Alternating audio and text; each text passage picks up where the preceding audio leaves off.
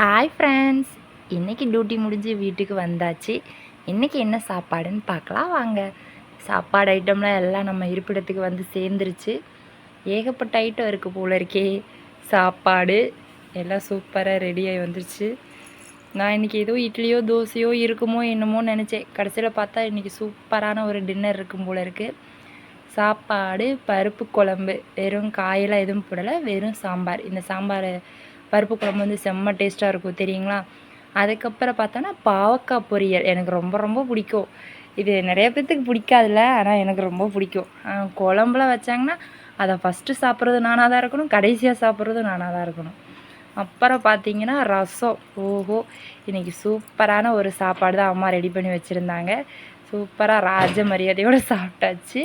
காலையிலையும் மதியமும் எப்போவுமே அவசர அவசரமாக சாப்பிடுவோம். நைட்டு மட்டும்தான் திருப்தியாக சாப்பிடுவோம். ஓகே, பாய்.